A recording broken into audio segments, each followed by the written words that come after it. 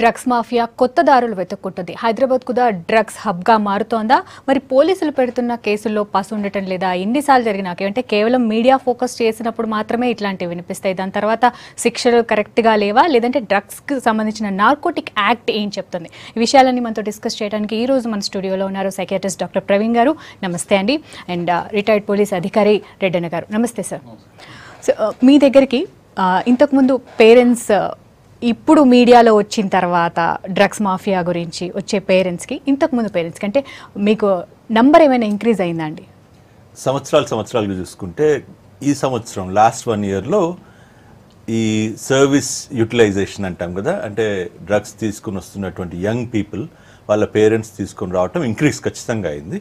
And పేరెంట్స్లో ఆందోళన కూడా పెరిగింది. అవగాహన ఒకటి, అంటే మా పిల్లాడు ఏం చేస్తున్నాడు, మా ఇంట్లో ఏం జరుగుతూ ఉంది అని ఒక భయం అయితే ఏదైతే ఏర్పడుతుందో అది కూడా క్రమంగా పెరుగుతూ ఉంది. సో కొంచెం అవగాహన పెరిగింది, మళ్ళీ సర్వీస్ యూటిలైజేషన్ కూడా పెరిగిందని చెప్పచ్చు. రైట్. ఇక ఎవరైనా సరే మామూలుగా ఇట్లాంటి కేసెస్ వచ్చినప్పుడు ఇంట్లో ఉన్నప్పుడు పేరెంట్స్ కట్టడి చేయాలి, లేదా కాలేజెస్కి, ఇప్పుడు కాలేజెస్ పేర్లు, స్కూల్ యాజమాన్యాల పేర్లు కూడా విన్నాం, స్కూల్కి వచ్చినప్పుడు కాలేజ్కి వచ్చినప్పుడు వాళ్ళు కూడా కట్టడి చేయాలి అంటారు. But they are already grown up. వాళ్ళని స్కూల్లో ఉన్నప్పటి వరకు చూస్తారు, బయటికి వెళ్ళిన తర్వాత, కాలేజ్ నుంచి బయటకు వచ్చిన తర్వాత ఎలా మానిటర్ చేయాలంటారు? ఇప్పుడు డెఫినెట్గా పిల్లల్ని ఫస్ట్ తల్లిదండ్రులు మానిటర్ చేయాలి. 60 to 70% వాళ్ళదే బాధ్యత. తర్వాత ఒక 30 to 40% స్కూల్లో ఉండే టీచర్లది బాధ్యత. ఎందుకంటే తల్లిదండ్రులు వీడు స్కూల్కి వెళ్తున్నాడా, స్కూల్కి వెళ్తే ఒకసారి ఎప్పుడైనా పోయి చెక్ చేశారా పిల్లలు, 2 వీడి బిహేవియర్లో ఏమైనా చేంజ్ వచ్చిందా, అదే కాకుండా వీళ్ళు పాకెట్ మనీ ప్రతిసారి ఎక్కువగా అడుగుతూ ఉంటారు. ఎందుకు? 10,000 రూపాయలు ఇచ్చారనుకో, పిల్లవాడికి 10,000 రూపాయలు అవసరం. 9th class 10th class పిల్లవాడికి అవసరమా? ఏం చేశాడు, ఎందుకు ఖర్చు పెడుతున్నాడు? సాయంత్రం స్కూల్ నుంచి రాగానే మనం బ్యాగ్ ఒకసారి ఓపెన్ చేసి ఆ బ్యాగులో ఏమున్నాయి, ఏరా ఏంటి, ఇందాక ఎవరో ఫ్రెండ్ వచ్చాడు, ఆడేదో బ్యాగు నిన్ను అక్కడ మన కార్లో కాకుండా వాన బండిలో వచ్చావు, వాడేవుడు, ఆయన పేరేంటి, మీ ఫ్రెండ్స్ని పిలిచి మాట్లాడతాం. అట్లా వాళ్ళ ఫ్రెండ్స్ ఎవరెవరితో ఫ్రెండ్షిప్ చేస్తున్నాడు, వీడి యాక్టివిటీ ఏమిటి. ముఖ్యంగా స్కూళ్ళల్లో ఉండేవాళ్ళు అదే స్కూల్లో వాళ్ళతోనే పోయి డ్రగ్స్కి అలవాటు పట్టడంలా, ఆ గల్లీలో ఉండేవాళ్ళు వీడికి లోకల్ ఫ్రెండ్స్, ఆ విధంగా కూడా ఎక్కువ తీసుకుంటున్నారు. ఇదేమంటే తల్లిదండ్రులు ఈ విధంగా ఒకసారి ఇటు కూర్చోబెట్టి, బాబు ఏంటి నేను 10,000 తీసుకెళ్ళావు, ఎందుకు వాడావు, ఏమేమి ఖర్చు పెట్టావు అడగాలి, ప్రేమగా అడిగి కూర్చోబెట్టాలి. అది జరగటం లేదు. పిల్లోడు ఇంటికి వచ్చినప్పుడు తల్లి అన్నా ఇంట్లో ఉండదు, తండ్రి ఇద్దరు ఉండని సందర్భాలు చాలా వరకు ఉంటాయి. వీడొచ్చి తానే తలుపు తీసుకొని ఇంకా గ్యాజెట్స్, ఫోన్లో వాడి ఫ్రెండ్, అరే నువ్వు ఇంట్లో ఒక్కడివే ఉన్నావు, నేను వస్తున్నా, నాకు మొన్న మా వాడిచ్చాడరా భలే బాగుంటుంది, ఫస్ట్ గాంజాయో ఏదో ఓపెన్ చేసేసి, అరే మా అమ్మ వస్తుంది 5:30కి 6:30కి అంటే, సరేరా నేను ఫలానా దగ్గర ఉంటాను, నువ్వు అక్కడికి మక్తా దగ్గరకో ఎక్కడికో రా అంటాడు. వీడి తీసుకో. తల్లికి ఏం చెప్తాడు, నేను పోతున్నాను మమ్మీ, కంబైన్డ్ స్టడీస్కి పోతున్నాను మా ఫ్రెండ్తో కలిపి. వీడు కంబైన్డ్ స్టడీస్కే పోతున్నాడా? ఒకసారి ఎవరింటికి పోతున్నావు, వాళ్ళ ఫోన్ నెంబర్ ఏంటి, వాళ్ళ అమ్మ నాన్న ఉన్నారా, వాళ్ళ ఇల్లు ఎక్కడ అని తెలుసుకొని వీడి ఫ్రెండ్స్తో ఎక్కడ పోయినాడు కనుక్కొని ఒకసారి క్లారిఫై చేసుకుంటే ఇది జరగదు. సో తల్లిదండ్రులు జాగ్రత్తగా ఉండాల్సిన ఎంతైనా పిల్లల్ని. అదేమవుతుందంటే తల్లిదండ్రులు సంపాదించేంత వరకే, సంపాదించేసి నేను సంపాదించాను, నా కొడుకు మంచి షూట్ కొనిచ్చాను, మంచి డ్రెస్ కొనిచ్చాను, స్పీడ్గా పోయే వెహికల్ కొనిచ్చాను, నేను ఇంకా కూడబెడుతున్నాను, 4 అపార్ట్మెంట్లు కొన్నాను, 3 ల్యాండ్లు కొన్నాను, వీడు తరవంతా కూడా జాగపడుతుందని చూస్తున్నారు తప్ప, వీడు భవిష్యత్తు నాశనం చేసుకుంటున్నాడు, వీడిని వృద్ధిలోకి వస్తున్నాడా, ఏదైనా బ్యాడ్ హ్యాబిట్స్ లేకపోతున్నాడా, బ్యాడ్ కంపెనీస్తో తిరుగుతున్నాడా అనేది పట్టించుకోవటం లేదు. మెయిన్గా తల్లిదండ్రులు మాట కంటే స్నేహితులు, ఆ టీనేజ్లో స్నేహితుల మాట ఎక్కువ వింటారు. డాక్టర్ గారికి కూడా తెలుసు బాగా. సో ఆ స్నేహితులు ఎవరు అనేది తల్లిదండ్రులు గ్యారెంటీగా వాళ్ళపైన ఒక కళ్ళు పెట్టాల్సిన అవసరం ఎంతైనా ఉంది. ఆ కళ్ళు పెట్టి వాడెవడు, వాడి బిహేవియర్ ఏంటి, వాడెవడు ఏం పని చేస్తాడు, వాడికి వీడికి ఉన్న సంబంధం ఏంటి అనేది డెఫినెట్గా చూసుకోగలిగితే, పిల్లోంతో ఇంటరాక్షన్ పెరిగితే డెఫినెట్గా వానిపైన కన్ను ఉంటుంది. ఇట్లాంటి దాంట్లో ఏమైనా ఒకవేళ పొరపాటున ఇట్లా ఒకసారి 2 సార్లు పోయినా, మనవాడు ఇట్లా పోతున్నాడని డాక్టర్ గారు లాంటి వాళ్ళ దగ్గర తీసుకెళ్ళి, సార్ మా అబ్బాయి ఇట్లా అయినారు. ఇంకో దరిద్రమైన వ్యవహారం ఏమిటంటే, నిన్న కూడా ఒక డైరెక్ట్గా లైవ్లో మాట్లాడాం ఆ అబ్బాయితో. తల్లిదండ్రులకు తెలిసిన తర్వాత 1.5 years వాడిని ఎక్కడికి తీసుకెళ్ళలేదు. వాడిని గదిలో పెట్టి కొట్టడం, నువ్వు ఈ విధంగా చేయి ఉండిపో అని. వాళ్ళకి ఏమిటంటే పరువు పోతుంది, కుటుంబ పరువు పోతుంది, కుటుంబ పరువు బలో పోతుంది. మరి రేపు పొద్దుైతే కూడా వానికి పిల్లని ఎవరు 10 మందిలో నామూషి అయిపోతుంది, తల ఉంచుకోవాల్సి వస్తుంది అనేటువంటి బాధతో బాధపడుతున్నాడు. కానీ వీడి భవిష్యత్తే నాశనం అయిపోతుంది దీనివల్ల అని తెలిస్తే ఏమైంది? డాక్టర్ దగ్గరికి అందుకు కొందరు డాక్టర్లకి సార్ నా దగ్గరకు వచ్చినారు సలహా కోసం, సార్ డాక్టర్కి మీరే చెప్పండి ఎట్లన్నా మా ఇంటి దగ్గరకు వచ్చి ట్రీట్మెంట్. ఇంటి దగ్గర ఏం ట్రీట్మెంట్ ఉంటుంది? ఏదో టాబ్లెట్లు గోళీలు ఇచ్చేదానికి కాదు కదా. వాడు రిహాబిలిటేషన్ సెంటర్లోకి వెళ్ళాలి, అక్కడ డాక్టర్ గారు చెప్పినట్టు నడుచుకోవాలి, ఉండగలిగితే అవుతుంది. అదొకటి పరువు. మా వాడికి జీవితమే నాశనం అయిపోయి చూడడు కానీ పరువు పోతుందని చాలామంది తల్లిదండ్రులు డాక్టర్ దగ్గరికి తీసుకెళ్లకుండా బదిలో బంధించేది, పిచ్చి పనిలో చేసేది అవన్నీ చేస్తున్నారు. దానివల్ల అది తొందరగా రిహాబిలిటేట్ కాదు. డెఫినెట్గా పిల్లోడిని మానిటర్ చేయాల్సిన అవసరం ఉంది. ఆ విధంగా పిల్లల్ని చేయగలిగితే తల్లిదండ్రుల బాధ్యత కొంతవరకు. ఇంకా స్కూల్లోకి వెళ్ళిన తర్వాత స్కూల్లో ఎంతవరకు మన స్కూళ్ళు ఎట్లా ఉన్నాయంటే నీకు ఎన్ని మార్కులు వచ్చినాయి, ఎన్ని గంటలకు వచ్చినావు, వాడు సరిగా ఉంటున్నాడా లేదా చూస్తున్నాడు. కానీ బిహేవియర్ ఏమిటి? నిన్నటిదాకా వాడు 70% మార్కులు తెచ్చుకున్నాడు, ఇవాళ పడిపోయినాడు, మార్కులే రావడం లేదు, ఎప్పుడు ఏదో ఆలోచన చేస్తా కూర్చుంటాడు, సరిగా యాక్టివ్గా ఉండడు, నిద్రపోతాడు, లేదు అంటే ఓవర్ యాక్టివ్గా ఉంటాడు, క్లాసుల్లో నుంచి మధ్యలో నుంచి వెళ్ళిపోతున్నాడు. వై ఈజ్ దిస్ అని చెప్పి ఒకసారి ఆలోచన చేసి పేరెంట్స్ మీటింగ్లో చిన్నగా తల్లిలో తండ్రి వస్తే వాళ్ళు చెవిలో వేసి బాబు మీ అబ్బాయో అమ్మాయో ఈ విధంగా చేస్తున్నారు, వాడి మీద ఒక కన్ను పెట్టండి అని చెప్పగలిగితే బాగుంటుంది. అది జరగటం లేదు. అదే కాకుండా తల్లిదండ్రులు పేరెంట్ మీటింగ్ పోతే, నేను have seen one parent meeting పెడితే ఆమె వచ్చిన అవి వాట్సాప్లో మెసేజ్లను ఆ ఫేస్బుక్ చూసుకుంటా ఉంది తప్ప ఆమె ఏం చెప్తుందనే వినటం లేదు. సో తల్లిదండ్రులు ఎవరైనా పేరెంట్ మీటింగ్కి వెళ్తే మా అబ్బాయిని గురించి ఏమిటి, ఎట్లా ఉన్నాడు, చురుగ్గా ఉన్నాడా, ముందు మార్కులు ఇప్పుడు తగ్గిపోయిన కారణం ఏమిటి, ఆమెతో కూర్చొని 10 నిమిషాలు మాట్లాడి చేయగలిగితే బాగుంటుంది. అది చేయటం లేదు. వాళ్ళకేముంది లక్షల ఇప్పుడు ఇన్వాల్వ్ అయిన స్కూళ్ళన్నీ పెద్ద పెద్ద స్కూళ్ళే, బాగా సంవత్సరానికి 4 లక్షలు 3 లక్షలు తీసుకునే వాళ్ళే. వాళ్ళకేమిటి, వాళ్ళ ఫీజులు వాళ్ళకి వచ్చినాయి, సరిపోయింది, దీనిపైన నిఘా లేదు. అదే కాకుండా ఇంకో దరిద్రం ఏమిటంటే చిన్నపిల్లల్ని వాళ్ళు 4 గంటలు 5 గంటలలో 2 గంటలు ఒక మంచి ప్లే గ్రౌండ్ ఉండి వాళ్ళని కంపల్సరీగా ఆడించేటట్టు చేయాలి. అది చేస్తే ఎగ్జాస్ట్ అయిపోతారు. అయిపోయిన తర్వాత వాళ్ళ మైండ్ డైవర్ట్ కాకుండా ఉంటుంది. అది ఎక్కడా లేదు.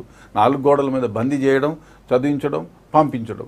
దాంతో ఏమైపోతుంది, రిఫ్రెష్ అనే పేరు మీద వీళ్ళు అరే అక్కడ పోదాం ఆడదామని ఆ గోళీలు ఆడుకో ఇంకో దగ్గరకు పోతారు. ఆడే స్నేహితుడు రిఫ్రాఫ్గా వాడు తగులుతాడు, వాడు గాంజాయి అంటాడు ఫస్ట్ డే, తర్వాత కొకైను, ఇంకా ఎల్ఎస్డి, ఎండిఎంఈ ఏదో ఒకటి తగులుతుంది. అదే కాకుండా ఇంకోటి ఏమిటంటే పిల్లల్ని స్వేచ్ఛగా డబ్బులు ఇచ్చి వదిలేయడం చాలా పొరపాటు. మీరు డబ్బులు ఇవ్వండి, ప్రేమగా ఇవ్వండి, ఏం చేస్తాడో మానిటర్ చేయండి. అదే కాదు చిన్నపిల్లాడికి ఫోన్ ఒకటి, ఇదో పెద్ద బాంబు, ప్రపంచంలోకెల్లా పెద్ద చెడిపోవడానికి ఇది ఒక పెద్ద బాంబు. దీంట్లో ఏమైపోతుంది, అన్ని యాప్స్. ఇప్పుడు మీరు ఇంకో దరిద్రమైన వ్యవహారం ఏమంటే నిన్న ఇన్వెస్టిగేషన్లో తేలింది, దెర్ ఈజ్ వన్ యాప్. మీరు వాడు మెసేజ్ ఇస్తాడు, కొకైన్ తీసుకొని ఐఎమ్ కమింగ్ టు సోన్స్ మక్తా బిఎల్ మక్తానో లేకపోతే చార్మినారో అంటాడు. ఆ చార్మినార్ దగ్గరికి వీడు పోయి వెయిట్ చేసేటప్పటికి ఆ ఇచ్చిన మెసేజ్ డిలీట్ అయిపోతుంది విత్ ఇన్ 10 minutes. వాడి దగ్గర ఉండదు, వీడి దగ్గర ఉండదు.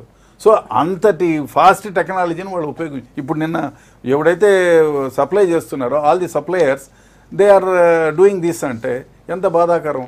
సో తల్లిదండ్రుల బాధ్యత, తర్వాత టీచర్ల బాధ్యత ఇంతవరకే కాకుండా సొసైటీలో మనకేమన్నా ఒక అబ్బాయి, నేనే ఉన్నాను, మా అబ్బాయి ఈ విధంగా తీసుకుంటానని నాకు తెలిసింది, నా బాధ్యత ఏమిటి, అరే బాబు నీతో పాటు ఇంకా ఎవరు తీసుకుంటున్నారు, ఆ పిల్లల పేర్లు వాళ్ళతో తల్లిదండ్రులతో నెమ్మదిగా ఇంటికి వెళ్ళి బాబు మా అబ్బాయి ఇట్లా తీసుకుంటున్నాడు, మీ అబ్బాయి కూడా తీసుకుంటున్నాడు అంటే సామాజిక స్పృహ కూడా ఉండాలి. విద్యార్థులు, కాలేజ్ స్టూడెంట్స్ వీళ్ళందరూ కూడా డ్రగ్స్ యూజ్ చేస్తున్నారు. వీళ్ళని పేరెంట్స్ కానీ డాక్టర్స్ దగ్గర తీసుకెళ్లిన తర్వాత డాక్టర్స్ అండ్ అదేవిధంగా కాలేజీ యాజమాన్యం వీళ్ళంతా ఏ విధంగా వీళ్ళని అటువైపు ఆకర్షితులు కాకుండా చూడొచ్చు. ఈ డిస్కషన్ నడుస్తోంది. మనతో పాటు స్టూడియోలో ఉన్నారు డాక్టర్ ప్రవీణ్ గారు, అదేవిధంగా రిటైర్డ్ పోలీస్ అధికారి రెడ్డన్న గారు. సార్ మీరు చెప్పండి, అంటే ఇనీషియల్ స్టేజ్లో ఫస్ట్ స్టార్ట్ చేసిన స్టేజ్లో వాళ్ళలో లక్షణాలు మనం ఏమైనా గుర్తించవచ్చా? అంటే ఏ స్టేజ్లో కౌన్సిలింగ్ సరిపోతుంది, ఏ స్టేజ్లో మెడిసిన్ వరకు వెళ్ళొచ్చు అంటారు? ముఖ్యంగా మనం గమనించాల్సింది ఏంటంటే పేరెంట్స్లో అవగాహన రావాల్సిన అవసరం ఉంది. పేరెంట్స్కి డ్రగ్స్ ఏమున్నాయి మార్కెట్లో, మా పిల్లాడు ఏది తీసుకునే అవకాశం ఉంది. ఉదాహరణకి చిన్న ఇది స్కూల్ నుంచి రాగానే వాడు హలో అమ్మ అనకుండా, హలో నాన్న అనకుండా వాడు రూమ్కి వెళ్ళిపోతున్నాడు. ఎందుకు చేస్తున్నాడు ఇది? అండ్ రెండవది ఎగ్జాస్ట్ వెంటిలేటర్లోంచి కింద స్మోక్ వస్తుంది అని వాచ్మెన్ చెప్తాడు. ఎందుకు జరుగుతూ ఉంది మనం చూసామా? వీడు బాత్రూమ్కి వెళ్ళి స్మోక్ చేస్తున్నాడా? ఎప్పుడు రూమ్లోకి పోయినా కానీ రూమ్ ఫ్రెషనర్ కొట్టేస్తాడు, లేకపోతే ఒడ్డు నీళ్ళు తెచ్చి తలుపు దగ్గర పెడతాడు. ఇవన్నీ చేస్తున్నప్పుడు ఏదో కవరప్ జరుగుతూ ఉంది అనేది. అండ్ మార్పు, వ్యక్తిత్వంలో మార్పు. పిల్లాడు ఇదివరకు హ్యాపీగా ఆనందంగా ఉండేటాడు, ఇప్పుడు కొంచెం స్తబ్దుగా ఉంటాడు, లేకపోతే జులైగా ఉంటాడు. ఈ మార్పు, వ్యక్తిత్వంలో మార్పు వస్తుంది. లేదంటే అమ్మాయికి కొత్త వాళ్ళు ఫోన్ చేస్తున్నారు, ఆడపిల్ల ఉంది, ఫోన్లు వస్తున్నాయి, ఎవరో తెలియని ముక్కుముఖం తెలియని వాళ్ళు ఎవరు ఫోన్ చేస్తున్నారు, ఎందుకు ఫోన్ చేస్తారు? ఆ పిల్లకి 32 ఏళ్ళు కదా, నీకు 28 ఏళ్ళు కదా, ఎందుకు అది సాపేక్షత ఉంది? ఆర్ నువ్వు స్కూల్లో పోతున్నావు, నీకు 14 ఏళ్ళు, 22 ఏళ్ళ అమ్మాయి నీకు ఎందుకు ఫోన్ చేస్తూ ఉంది? ఆ మేఘన వాళ్ళ అక్క, ఇట్లాంటి పేర్లు, ఇట్లాంటి అసందర్భమైనటువంటి సమాధానాలు ఇవ్వటం, అంటే అర్థం పొంతం లేకపోవటం. అండ్ లేట్గా ఇంటికి రావటం, లేకపోతే ఎర్లీగా ఇది చేయటం, ఎక్కువగా పడుకోవటం. ఇంట్లో వస్తాడు, పూర్తి నిద్రపోతూనే ఉంటాడు. పొద్దున్న ఆదివారం 11 అవుతుంది, 12 అవుతుంది. కొంతమంది ఇప్పుడు గంజాయి తీసుకునే పిల్లలు ఎక్కువ తింటూ ఉంటారు. తల్లి అనుకుంటుంది నా కొడుకు బాగానే తింటున్నాడు కదా, ఎక్కువ తింటున్నాడులే, బాగా పెరిగే పిల్లాడు అనుకుంటుంది. ఆర్ ఇంకొక విషయం చూస్తాం, కొంతమంది పిల్లల్లో తల్లికి తెలుస్తూ ఉంటుంది, అమ్మ బట్టలు ఉతకడానికి వాషింగ్ మెషిన్లో బట్టలు వేస్తూ ఉంటే వాడి పాకెట్లో ఏదో పాలిథిన్ చిన్న చిన్న ప్యాకెట్లు కనిపిస్తాయి. అయితే ఏమిరా ఏమిది అని అంటే ఏం లేదమ్మా అంటాడు. నాన్నకు చెప్పకమ్మా అంటే తల్లి కొడుకులు ఒక సీక్రెట్ ప్యాక్లోకి వెళ్ళిపోతారు.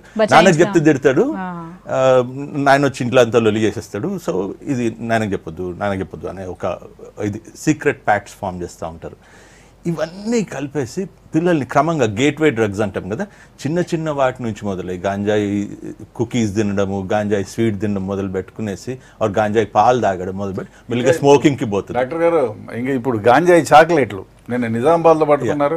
ఇంకా గాంజాయి సిగరెట్లే కాకుండా ఇప్పుడు చాక్లెట్ లిక్కర్.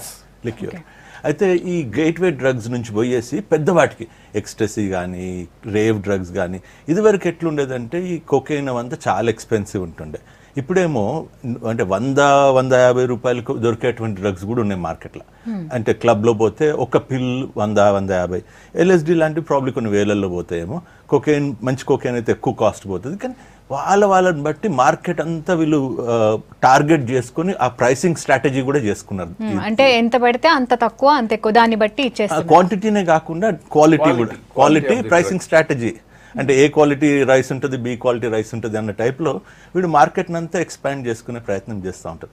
సో తల్లిదండ్రులు పిల్లలకి జాగ్రత్తగా ఉండాలి. కానీ ఇట్లా మీరు అనేటప్పుడు మీరు అన్నారు, అంటే తింటున్నాడు అని అనుకునే తల్లి ఏదైతే ఉందో ఈ ఏజ్లో, టీనేజ్లో ఉన్న డిస్టర్బ్ చేయకూడదు, కాలేజ్కి వెళ్తున్నారు, మరి అన్ని పర్సనల్ విషయాలన్నీ అడిగితే ఇంకో రకంగా వెళ్తుంది, కాబట్టి వాళ్ళ ఇండివిజువాలిటీ ఉంచాలి. ఇవి కూడా కొంతమంది డాక్టర్సే చెప్తుంటారు. లేదమ్మా, ప్రైవసీ ఎక్కడ ఉంటుంది? మనం కుటుంబంలో, మనం ఇండియన్ కుటుంబం, మనం మర్చిపోతున్నాం ఎక్కడి నుంచి వచ్చినాం అనే సంగతి బాగా మర్చిపోతున్నాం. ఈ వెస్ట్ నుంచి బారో చేసుకుంటున్నాం ఐడియాలజీస్. కామన్ ఏరియాస్లో కిచెన్లో ల్యాప్టాప్ ఎందుకు పెట్టుకోరు, డైనింగ్ టేబుల్ మీద ల్యాప్టాప్ ఎందుకు ఉండదు? వీనికి రూమ్లోనే ల్యాప్టాప్ కావాలంట. అది ఎందుకు ఉండాలా? నీకు చూసేది ఉంటే ప్రైవేట్ ఉన్నది, ప్రైవసీ అంటే ఎంత ప్రైవసీ ఉంటుంది 13 ఏళ్ళ పిల్లాడికి?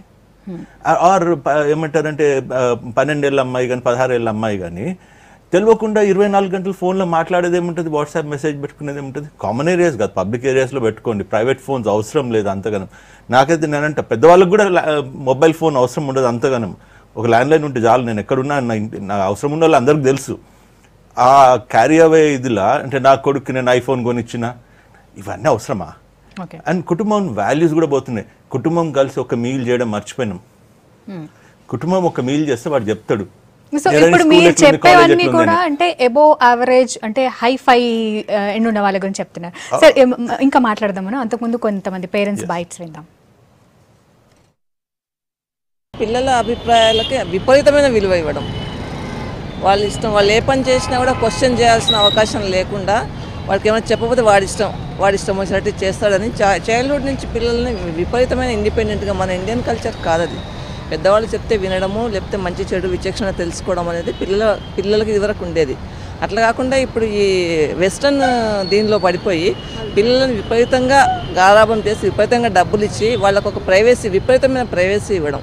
వాళ్ళ పోయి ఏం చేస్తున్నారో తెలియదు, ఆ మొబైల్స్లో వాళ్ళు ఏం చేస్తున్నారో తెలియదు. ఇప్పుడు డ్రగ్స్ ఉంటాయి, అందరూ వేసుకుంటున్నారు, దానివల్ల వచ్చే ప్రభావాలేంటి, స్మోకింగ్ వల్ల ప్రభావాలేంటి, చెడు ఎవరు చెప్పటం లేదు. లైఫ్లో ఎదగాలి, డబ్బు సంపాదించాలనే చెప్తున్నారు కానీ మారల్స్ ఎవరు పిల్లలకు చెప్పట్లేదు. ఒక కుటుంబం బాగుపడాలంటే పేరెంట్స్ ముఖ్యంగా పిల్లల మీద కేర్ తీసుకోవాలి, పెద్దవాళ్ళు ఉంటే ఇంకా మంచిది. ఇంట్లో మనం చూస్తాము స్కూల్లో 8 hours స్పెండ్ చేస్తారు, అక్కడ వెళ్ళిన తర్వాత వాళ్ళు బయట నుంచి తినడము ఏం జరుగుతుంది మాకు ఐడియా ఉండదు. So the government and police should keep a close watch on drug peddlers and the schools should also be very careful. అది లోపం అనేది ఒక్కరిలో లేదండి, ఇటు సొసైటీలోనూ ఉంది, మన పేరెంట్స్లోనూ ఉంది. ఈ రోజుల్లో బిజీ లైఫ్, అందరూ పేరెంట్స్ ఇద్దరు కూడా జాబ్ వెళ్ళడం అయిపోతున్నారు. వాళ్ళు వెళ్తుంటుంటే ఇంటి దగ్గర పిల్లలు ఎప్పుడు కాలేజ్కి వెళ్తున్నారు వస్తున్నారు అంతవరకే చూస్తున్నారు, కానీ వాళ్ళు అక్కడ వెళ్ళిన తర్వాత ఏం చేస్తున్నారు, ఇంటికి వచ్చిన తర్వాత ఏం చేస్తున్నారు అని పట్టించుకోవడం తగ్గిపోయింది. అట్లాగే కాలేజ్లో కూడా అంతగా పట్టించుకునే వాళ్ళు లేరేమో, దానివల్ల వీళ్ళు ఇంత అడిక్ట్ అయిపోతున్నారు. Parenting it's a crucial thing.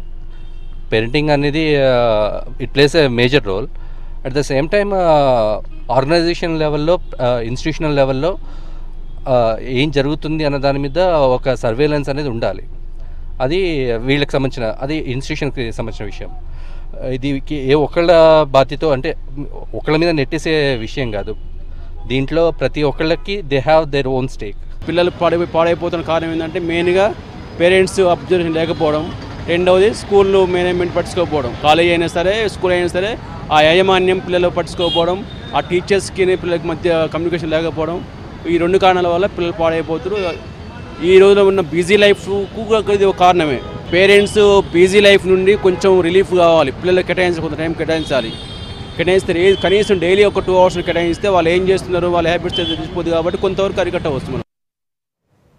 Right, parenting మీద కూడా మనకు వినిపిస్తున్నాయి.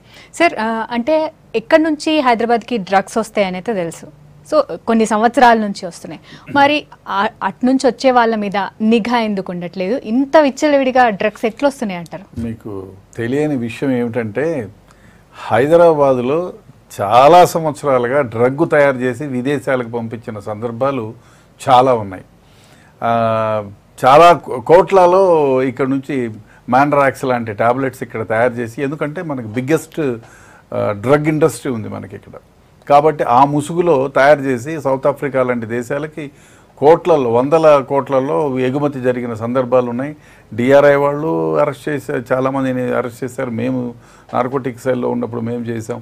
అదే కాకుండా ఎన్సీబీ వాళ్ళు, నార్కోటిక్ కంట్రోల్ బ్యూరో వాళ్ళు కూడా చేశారు. డిఆర్ఐ వాళ్ళు ఎక్కువగా చేశారు. వాళ్ళు ఆ విధంగా కూడా ఇప్పుడు మనం పట్టుకునే డ్రగ్స్ మనకి మధ్యప్రదేశ్ నుంచి ఇంతకుముందు ఓపియం, మధ్యప్రదేశ్ ఉత్తరప్రదేశ్లో పంటలు ఉండేవి, అక్కడ నుంచి ఓపియం అయ్యేది. ఇప్పుడు ఏమైంది, గోవాకి ఏమైందంటే ఇంటర్నేషనల్ మార్కెటింగ్ ఉంది అక్కడ. దానివల్ల టూరిస్టులంతా ఇంటర్నేషనల్ మార్కెట్, వాళ్ళకి అక్కడ ఎక్కువ డబ్బులు పెట్టడానికి కానీ, సేల్ పెరగడానికి కానీ, అక్కడ ఉండేవాళ్ళు మార్గద్రవ్యాలు వాడడానికి కానీ, ఎందుకంటే విదేశీయులు ఎక్కువ వస్తుంటారు, దానివల్ల అక్కడ లభ్యమవుతూ ఉంది. నైజీరియన్స్ మన దగ్గరకు వస్తున్నారు. వచ్చిన తర్వాత ఏదో 1 సంవత్సరం 2 ఏళ్లకు ఎడ్యుకేషనల్ వీసా పైన వస్తున్నారు. వచ్చిన తర్వాత ఏం చేస్తారు వాళ్ళు, పోలీసు వాళ్ళకి ఏం చేయాలంటే ఎస్బీ వాళ్ళకి నేను ఫలానా దాంట్లో ఉంటున్నాను, ఫలానా హౌస్ నెంబరు, ఫలానా ఓనర్ అని చెప్పి ఇస్తాడు. 2 years అయిపోయిన తర్వాత వాడు ఆ ఇల్లు షిఫ్ట్ చేసేసి వేరే దగ్గరికి వెళ్ళిపోతాడు. వాని వీసా ఎక్స్పైర్ అయిపోతే పోలీసులకి, అంటే ఎస్బీ డిపార్ట్మెంట్కి వీడిని మళ్ళీ చెక్ చేసేటువంటి అంత స్టాఫ్ లేకపోవడం ఒకటి. రెండోది వాడు బాధ్యతగా నేను ఫలానా ఇంట్లో నుంచి ఇంకో ఇంటికి షిఫ్ట్ అయినానని చెప్పాల్సిన అవసరం వాడికి ఉంది, వాడు చెప్పడు. అది రెండోది, ఇల్లు ఇచ్చేవాడు కూడా అరే వీడు ఫారినరు, వీడి పాస్పోర్ట్ డీటెయిల్స్ మనం తీసుకోవాలి, వీడికి వీసా ఉందా లేదా, లేకపోతే మనం ఇల్లు ఇచ్చేసాం కదా ఇవ్వకముందే పోలీసులకి ఇన్ఫామ్ చేయాలనేటువంటి ఇది ఉండాలి. అది వాళ్ళకి ఆ విషయం, నాకు రెంట్ వస్తూ ఉంది చాలు, వాడు ఎవడైతే నాకేంటి, వాళ్ళు ప్రైమ్ రెస్పాన్సిబిలిటీ ఇల్లు ఇచ్చినోడు ఫలా. దానివల్ల ఏమైపోతుంది, నైజీరియన్స్ కానీ వీళ్ళు ఇక్కడికి వచ్చిన వాళ్ళు వీసా ఎక్స్పైర్ అయిపోయినా ఇల్లీగల్ ఇమిగ్రెంట్స్గా ఇక్కడ ఉండిపోతున్నారు. సో దానివల్ల ఏమైపోతుందంటే వీళ్ళు ఇప్పుడు ధందా చేస్తున్నారా, ఇప్పుడు వాళ్ళకి ఎడ్యుకేషన్ అయిపోయింది, ఫండ్స్ రావు, ఏం చేస్తాడు, ఏదో ఒక డబ్బు సంపాదించాలా, ఈజీగా డబ్బు సంపాదించే మార్గం ఏంది ఇది. గోవాకి వెళ్తాడు, అక్కడ నుంచి 2 ట్రిప్పులు తీసుకొని వచ్చి 4కి అమ్ముతాడు, లాభం వస్తుంది, ఇంకో 4 ఫ్రెండ్ తీసుకుంటాడు. ఆ విధంగా ఇక్కడ ఇల్లీగల్ ఇమిగ్రెంట్గా ఉండిపోయి డ్రగ్ను 3 పువ్వులు 6 కాయలుగా బిజినెస్ చేస్తాడు. రైట్. మీరు చెప్పారు ఇంతకుముందు మాట్లాడిన దాంతో హై ఎండ్ వాళ్ళ గురించి, అంటే ఇద్దరు లేదా మిడిల్ క్లాస్ పీపుల్ అయినా వైఫ్ అండ్ హస్బెండ్ ఇద్దరు వర్క్ చేస్తున్నారు, పిల్లలు చదువుకుంటున్నారు, వాళ్ళ మీద అంత కేర్ లేదనుకుందాం. వాళ్ళే ఉన్నారా, లేదంటే ఇంట్లో సరిగ్గా ఉండి అన్ని కరెక్ట్ చేసిన పిల్లలు కూడా ఉన్నారా? లేదంటే నాకు ఇంకొక డౌట్ కూడా ఉంటుంది, అంటే ఏమీ చదువు లేకుండా అలా ఉన్న వాళ్ళే ఉన్నారా, బాగా చదువుకున్న వాళ్ళు కూడా ఉన్నారా? అన్ని రకాల కుటుంబాలను అఫెక్ట్ చేస్తుంది. అంటే వీళ్ళు ఇమ్యూన్ అన్నట్టుగా లేదు. అంటే తక్కువ ఆదాయం ఉన్నటువంటి, తక్కువ సాంఘికమైనటువంటి స్టేటస్ ఉన్నటువంటి వాళ్ళకి ఇట్లాంటి జబ్బులు అంటవు అన్నట్టు లేదు. నిన్న అంటే ఒక ఆయమ వచ్చి దండం పెట్టి, సార్ నా కొడుకుని కాపాడాలి అంటే, ఏమైందమ్మా అంటే, వాడు ఎందుకు సార్ ఆకు నలుచుకుంటాడు, సిగరెట్లు పెట్టుకుంటాడు, బీడి తాగినట్టు తాగుతాడు. ఏమైంది, నేను మొత్తం ఇంట్లో పైసలంతా గుల్ల చేసిండు సార్, ఇంట్లోకి వెళ్ళి బిందెలు అమ్ముతాడు, గిన్నెలు అమ్ముతాడు, ఆఖరికి నా పుస్తకం గుంజుకపోయిండు. ఇది అంటే చిన్న కుటుంబం, హాయిగా పనిచేసుకుంటున్న ఆమె కుటుంబంలో జరిగేటువంటి బాధ, ఈ డ్రగ్స్ అనే మహమ్మారి అన్నింట్లోకి చొచ్చుకుపోతుంది. మనం జాగ్రత్తగా ఉండాల్సి వస్తుంది. అది ఇంట్లోకి రాకుండా, ఇప్పుడు అంటే పోషమ్మ మైసమ్మ సీజన్లో అందరికీ మశూచి అయినప్పుడు ఏంది, కొన్ని చెయ్యము, కొన్ని ఇళ్ళలో కలవం, కొంతమందితో కలవం. అట్లనే ఈ జాగ్రత్త పడాల్సి వస్తుంది. You need to protect your self. మన పిల్లల్ని ప్రొటెక్ట్ చేసుకోవాల్సి వస్తుంది. స్కూల్స్ కూడా ప్రొటెక్ట్ చేసుకోవాలి. మా స్కూల్కి చెడ్డ పేరు రావద్దనే కాకుండా, నా కేర్లో ఉన్న పిల్లలు, ప్రిన్సిపల్ ఎట్లా ఆలోచించాలా, oh we are a fine school అని అన్నది. అంటే నేనన్నా, what you mean by that అంటే, we ensure that kids don't do anything naughty in ఆ స్కూల్. నా పిల్లల్ని స్కూల్కి వస్తాడు కదా, అది నీ బాధ్యత కదా, నీ కొడుకు నీ బిడ్డ అనుకుని చూసుకోవాలి కదా అంటే, we ensure but we need to give that space కదా డాక్టర్ అని అంటే. ఇది స్పేస్ ఏందో, ప్రైవసీ ఏందో. వాడేమో డ్రగ్స్ మీద స్పేస్ డౌట్ ఉంటాడు, వానికి పగలు రాత్రి తెలియదు, వానికి స్పేస్ ఇవ్వాలనంట, వానికి ప్రైవసీ ఇవ్వాలనంట, వానికి రెస్పెక్ట్ ఇవ్వాలనంట, డిగ్నిటీ ఇవ్వాలన్న. జబ్బు వచ్చింది, ఇప్పుడు హార్ట్ అటాక్ వస్తే ఏం చేస్తారు, హాస్పిటల్ తీసుకుపోతారు, వైద్యం చేస్తారు, ఇంజక్షన్లు ఇస్తారు, గోళ్ళు ఇస్తారు. అరే వీనికి జెంటిల్గా ఉండండి, ఇంజక్షన్ ఏదో నొప్పి అవుతుంది అంటే అవుతుందా? It's a disease, it has to be treated. So ఆ మోడల్కి మనం సబ్స్క్రైబ్ చేయకపోతే, పేరెంట్స్గా కానీ సమాజంగా కానీ విద్యా వ్యవస్థ కూడా, it's an illness, it has to be treated. And అంటువ్యాధులకి ఎట్లయితే జాగ్రత్తగా ఉంటామో, నా పిల్లాడు ఆ డ్రగ్ యూజర్, పలానా రోడ్ మీద వీడు ఎవడో ఆడ్గా కనిపిస్తున్నాడు, వీడు కొంచెము జంకీ టైపు, మొన్న ఎవడో క్లబ్లో చెప్పిండు వీడు డ్రగ్స్ తీసుకుంటాడని చెప్పిన, నా పిల్లాడిని అంత పోనీయా, ఎందుకు పోవాలి? వాడు మోటార్ సైకిల్ మీద వాడు వచ్చి మాట్లాడతాడంటే, వాడు మ్యూజిక్ మా పాపా వి చిల్ అవుట్ టుగెదర్ అని అంటారు. చిల్ అవుట్ ఏంది? This is something which parents need to protect themselves. ఈ చిల్ అవుట్ అనే business నడవది. This is not something which you cannot really agree, Andy. So we cannot allow that to happen. Basically, chilling out is not, it's about enjoying life. Yes, full enjoy చేయాలి. నా పిల్ల మంచిగా life మొత్తంలో బెస్ట్గా enjoy చేయాలనుకుంటాం. కానీ ఈ డ్రగ్స్తో ఆ ఏజ్లో ఎంతవరకు చేయాలి, ఈ డ్రగ్స్తో కాదు, అన్ని ఎంజాయ్ చేయండి, హ్యాపీగా ఉండండి. కానీ ఆర్టిఫిషియల్ ఇది లైఫ్ తగ్గిపోతుంది కదా. ఇప్పుడు ఉదాహరణకి డ్రగ్ తీసుకుంటే ఎన్ని రోజులు బతుకుతారండి? ఇప్పుడు ముక్కుతో స్నాట్ చేసే డ్రగ్ తీసుకున్నాక ఇంజెక్ట్ చేసుకుంటాడు, వాడు హై రాదు కదా ముక్కుతో. ఇంజెక్ట్ చేసుకున్నాక ఎయిడ్స్ వస్తుండొచ్చు, హెపటైటిస్ వస్తుండొచ్చు, ఇంకేదైనా వస్తుండొచ్చు, హార్ట్లో పోయి ఒక ఆర్టరీ క్లాగ్ అయిపోతుండొచ్చు. విసి కిడ్స్ 21 ఏళ్ళకి చచ్చిపోయే పిల్లల్ని చూసిన నేను డ్రగ్స్ తీసుకొని. సో 18 ఏళ్ళకి 21 ఏళ్ళకి చచ్చిపోయే అవసరం ఉన్నదా? సో ఆ జబ్బు రాణిస్తామా తెలిసి? ఆ జెంటిల్గా ఉండే వ్యవస్థ కాదు సార్, మనం జాగ్రత్తగా ట్రీట్ చేసుకోవాలి. మీరు అన్నట్టుగా ఇంతకుముందు ఇంటికి వచ్చి ట్రీట్ చేసుకోవాలి. ఇది రోగాన్ని మంచిగా చేసుకుందాం, అది జాగ్రత్తగా ఉండాలి మనం. ఇంకొంతమంది పేరెంట్స్ బైట్స్ కూడా విందాం సార్. యాక్చువల్గా తల్లిదండ్రుల అవేర్నెస్ కూడా లేదు. అంటే మన పిల్లలు స్కూల్కి వెళ్తున్నారు, చదువుకుంటున్నారు అంటే వాళ్ళు ఎటు తిరుగుతున్నారు, వాళ్ళ మూమెంట్ హ్యాస్ ఏ పేరెంట్స్గా మనం కొంత కాషియస్గా ఉండడం మంచిది. Okay, at the same time school వాళ్ళు కూడా చూడాలి, ఎందుకంటే మ్యాక్సిమం టైం అక్కడే ఉంటారు పిల్లలు కాబట్టి వాళ్ళ మీద కొంత వాచ్ అండ్ వార్డ్ పెట్టాలి. కానీ మనకైతే పేరెంట్స్కు అయితే ఈజీగా తెలిసిపోతుంది మన పిల్లలు ఎలా బిహేవ్ చేస్తున్నారు అనేది. సో తల్లిదండ్రుల బాధ్యత అయితే అందులో కాదానికి లేదు.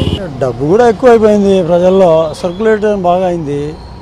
నెక్స్ట్ వచ్చేసి వీళ్ళు తల్లిదండ్రుల కంట్రోల్లో లేరు.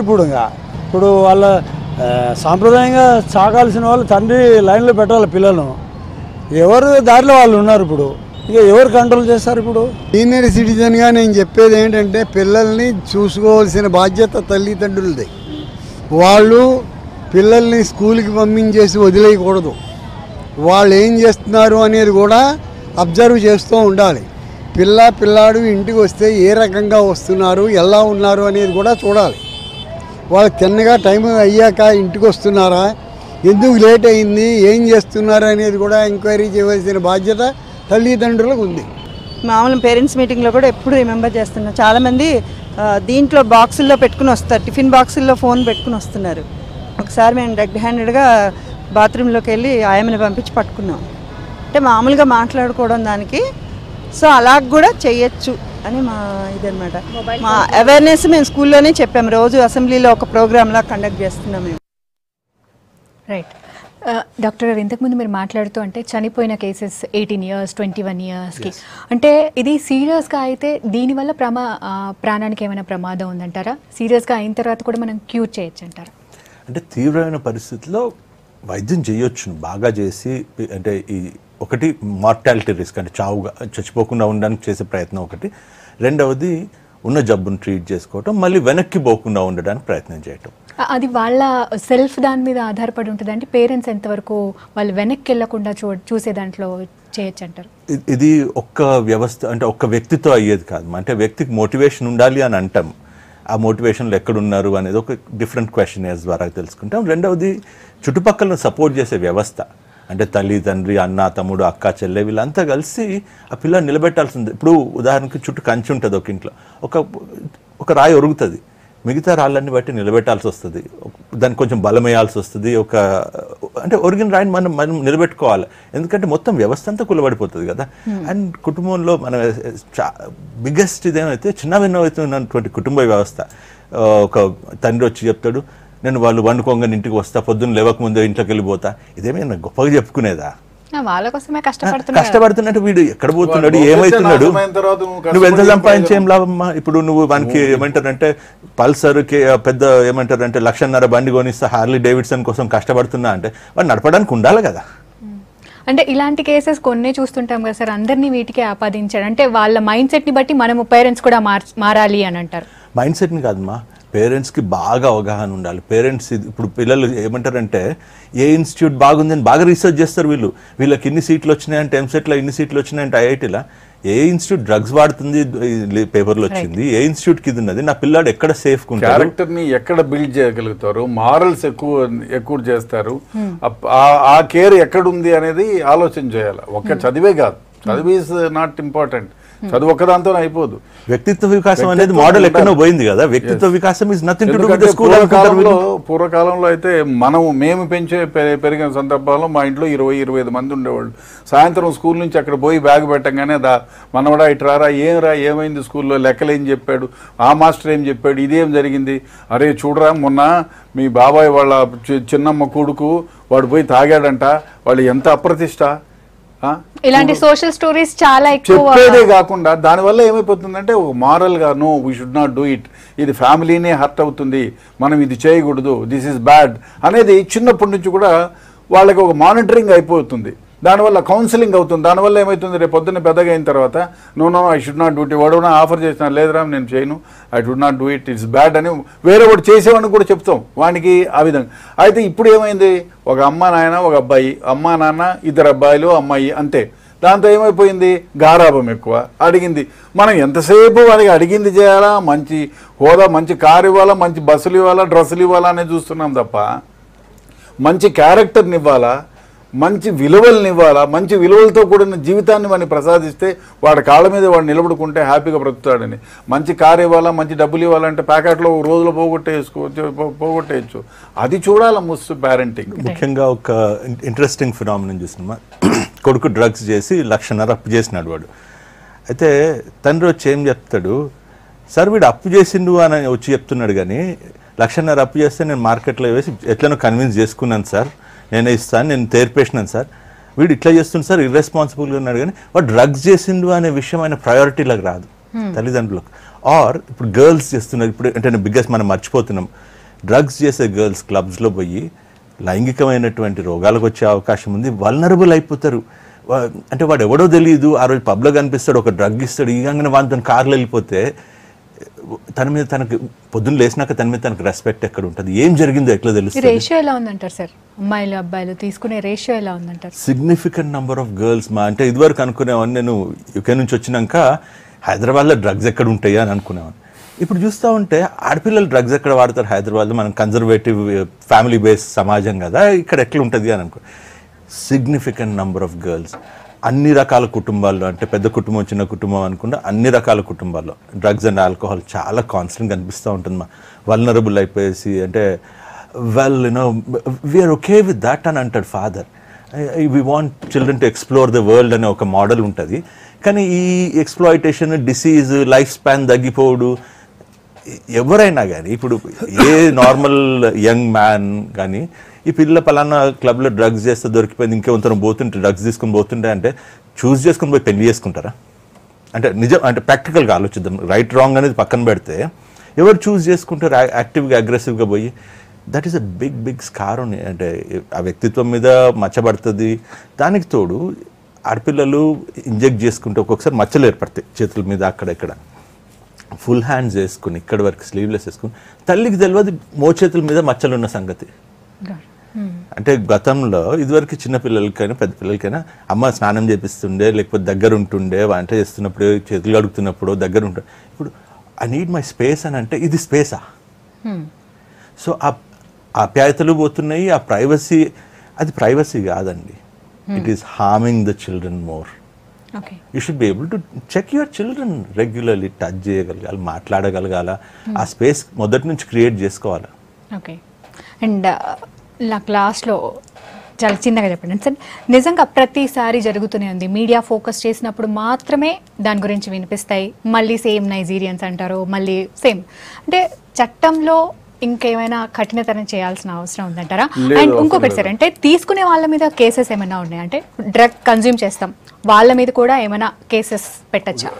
కేసు వాళ్ళ రిహాబిలిటీ అంటే డ్రగ్ వాళ్ళ దగ్గర దొరకకుండా పోతే వాళ్ళు ఓన్లీ కన్జంప్షన్ అయితే వాళ్ళు రిహాబిలిటేషన్ సెంటర్కి తీసుకెళ్తారు. లేదు వాడే కెరియర్ అయితే డెఫినెట్గా అతని పైన కేసు ఉంటుంది. ఇంకోటి ఏమిటంటే ముఖ్యంగా డ్రగ్స్ చట్టం చాలా పకడ్బందీ అయిన చట్టం, చాలా పకడ్బందీ అయిన చట్టం. ఎందుకంటే ఆ చట్టంలో ఎవరైనా ఇప్పుడు మర్డర్ చేశాను అనుకోండి, నేను నా రెస్పాన్సిబిలిటీ ఎవరిదంటే ప్రాసిక్యూషన్ వాళ్ళే ప్రూవ్ చేయాలి, వాళ్ళు ప్రూవ్ చేస్తేనే అవుతుంది. కానీ ఇక్కడ button off proof lies with the accused. ఎవడైతే పట్టుబడతాడో వాడిది బటన్ ఆఫ్ ప్రూఫ్ షిఫ్ట్ అవుతుంది, డెఫినెట్గా వానికి శిక్ష వస్తుంది. ఇంకోటి ఏమంటే డ్రగ్ చట్టంలో ఫైనాన్షియల్ ఇన్వెస్టిగేషన్ చేస్తే ఇవాళ నేను 10 కోట్లు డ్రగ్లో సంపాదిస్తే రియల్ ఎస్టేట్లో పోయిన సంవత్సరం అంతకుముందు సంవత్సరం 20 లక్షలు సంపాదించి 20 కోట్లు సంపాదించి ఉంటే ఫైనాన్షియల్ ఇన్వెస్టిగేట్ చేస్తే 5 ఏళ్ల క్రితం వరకు నా సంపాదన మొత్తాన్ని కూడా స్టేట్కి కాన్ఫిస్కేట్. కానీ ఇక్కడ అందరూ విద్యార్థులే ఉంటున్నారు కదా సార్, అంటే ఇప్పుడు వాడి తనకు లేవు డబ్బులు అన్నప్పుడు అతనే ఇంకొకతనికి అమ్మే పరిస్థితులు. ఇంటెంట్ టు సప్లై అంటే సప్లై చేయాలనుకునే వానికి క్రైమ్ పెనాల్టీ ఎక్కువ ఉంటుంది, పనిష్మెంట్ ఎక్కువ ఉంటుంది. పొజిషన్ చిన్న క్వాంటిటీస్ పొజిషన్ చేస్తే దానికి కూడా పనిష్మెంట్ ఉంది, జీరో పనిష్మెంట్ లేదన్నది ఏం లేదు. కానీ DTTO డ్రగ్ ట్రీట్మెంట్ ఆర్డర్ అనేది మన కోర్ట్స్ ఇష్యూ చేయవు. కోర్టులో పోతే వీడు డ్రగ్ తీసుకున్నాడు అని పోలీసులు ప్రజెంట్ చేస్తే వీడు డ్రగ్స్ తీసుకున్నాడు, వీనికి ఇద్దరు నువ్వు జైల్లో నుండు లేకపోతే రిహాబిలిటేషన్ సెంటర్ల నుండు, రిహాబిలిటేషన్ సెంటర్ పోయిన తర్వాత కోర్టుకి ప్రతి వారము నెగటివ్ యూరిన్ స్క్రీన్, డ్రగ్ తీసుకోలేదు అని యూరిన్ స్క్రీన్ టెస్ట్లు ప్రతి వారం తీసుకొని 6 నెలలు సబ్మిట్ చేయాలనే మోడల్ లేదు. 180 days వరకు కూడా వాడిని సబ్మిట్ చేయాలి, అదొకటి. ఇంకోటి డ్రగ్ చట్టం చాలా పకడ్బందీ అయింది. అదే కాకుండా మీరు ఇన్వెస్టిగేషన్లో మన ఎందుకు ఫెయిల్ అవుతున్నాయనే దానికి చెప్తాను. ఈ డ్రగ్స్లో కేసెస్ పెట్టే దాంట్లో జనరల్గా మన వాళ్ళకి ఆ మ్యాండేటరీ ప్రొవిజన్స్ ఏదో తెలియదు. నార్కోటిక్ యాక్ట్లో మ్యాండేటరీ ప్రొవిజన్స్ ఉన్నాయి, దాన్ని కంపెల్ చేయాలి. ఆ విధంగా చేయగలిగితే డెఫినెట్గా వాడికి శిక్ష పడుతుంది, బెయిల్ కూడా రాదు. అది చాలా మందికి తెలియదు. అందువల్ల ఏమైపోతుంది, కేసు పెడుతున్నారు, ఆడిపోయిన తర్వాత అడ్వకేట్లు ఉన్నారు కదా, ఆ లూప్ హోల్స్ లాగుతారు. మ్యాండేటరీ ప్రొవిజన్స్ కంపల్ చేయలేదు కాబట్టి కేసులు వీగిపోతున్నాయి, అదొకటి. ఇంకోటి ఏమిటంటే ఈ కేసులు చాలా కాలం జరుగుతున్నాయి, తర్వాత పొలిటికల్ ఒత్తిళ్ళు వస్తున్నాయి. పొలిటికల్ ఒత్తిళ్ళలో ఏమవుతున్నారో మా కార్పొరేటర్ బామర్దయ పట్టుకుండేది వదిలేపించండి వాడిని, సాక్షి ఎవరైతే ఉన్నారో ఆ సాక్షికి భయపడుతున్నారు, కొందరు భయపడుతున్నారు, కొందరు డబ్బులు ఇస్తున్నారు, ఈ కారణాల వల్ల కేసులు వీగిపోతున్నాయి. లేకపోతే డెఫినెట్ గా కేసులు కన్విక్షన్స్ వస్తాయి. Thank you sir, thank you డిస్కషన్లో పార్టిసిపేట్ చేసినందుకు. అదండి, పేరెంట్స్ పిల్లల మీద కేర్ తీసుకుంటే కనుక వాళ్ళకంటూ స్పేస్ ఇవ్వాల్సిందే, కాకపోతే ఆ స్పేస్ వాళ్ళని తప్పుదోవలో వెళ్ళేటట్టు చూస్తుందా? ఈ యొక్క కేర్ కనుక పేరెంట్స్ తీసుకుంటే కనుక డెఫినెట్గా పిల్లలు అటువైపు వెళ్లకుండా ఉంటారు, డ్రగ్స్ వైపు వెళ్లకుండా ఉంటారు. అదేవిధంగా కాలేజ్ యాజమాన్యాలు అవ్వచ్చు, స్కూల్ యాజమాన్యాలు అవ్వచ్చు, మేము డబ్బులు తీసుకున్నాం, మంచి చదువు చెప్తున్నాం అనే కాదు, వాళ్ళకు నైతిక విలువలు ఎంతవరకు మేము నేర్పిస్తున్నాం అనే విషయం మీద కూడా కాలేజ్ యాజమాన్యాలు కానీ స్కూల్ యాజమాన్యాలు కానీ చూడాలంటున్నారు ఎక్స్పర్ట్స్. ఇది ఇవాల్టి అంశం. State into face 6 news as it is.